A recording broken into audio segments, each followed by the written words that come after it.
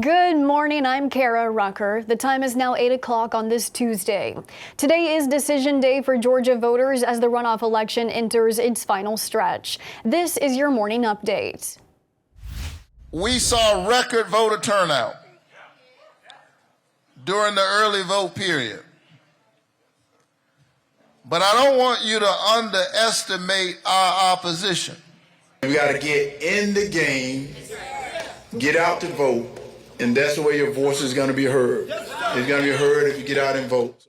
Both Senator Warnock and his Republican challenger urging voters to get to the polls on Election Day.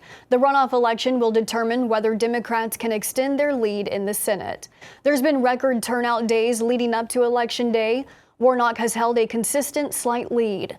The state has already started counting mail-in ballots as of 7 o'clock this morning. Polls close at 7 p.m. Congress is looking to pass legislation on immigration before their lame duck session expires this month. The proposal has been brought forth by both Democrats and Republicans in a bipartisan attempt to get what both parties want.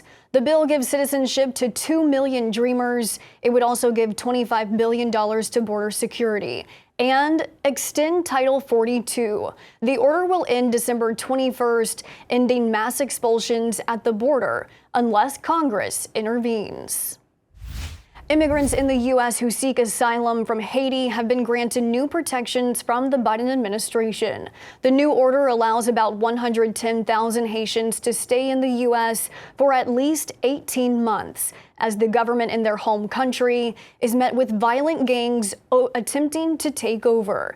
The gangs have cut off access to food and drinking water in some areas, creating catastrophic famine-like conditions. The Biden administration is already predicting an even greater migration event from Haiti when more Haitians find a way to flee. The Going Green initiative has largely focused on transitioning our cars from gas to electric. But it's not the only sector in transportation slowly moving toward lower emissions. An association comprised of all major airlines says its goal is to reach zero emissions by 2050. In order to do that, they say airline fares for passengers will see an increase to cover the costs. I think it's also important to show that Sake actually likes doing the demo and is not like strapped to the chair or anything. I'm pretty sure, our monkeys are pretty happy, so as you can see, a quick decision maker on the fruit front. Just days after Elon Musk held a presentation on the advancements his company Neuralink has made, there are new reports of Neuralink being under federal investigation. Musk faces allegations of animal welfare violations after testing products and conducting research on animals such as monkeys, pigs, and sheep. According to the report, Musk is accused of rushing research, leading to botched experiments in the animals. The company unveiling progress last week in its brain chips that are being tested in lab monkeys. And later today, President Biden will be in Phoenix, Arizona. The trip is in support of semiconductor chip production expanding in the U.S. Chip manufacturer TSMC will announce today an increase to its chip investment to $40 billion.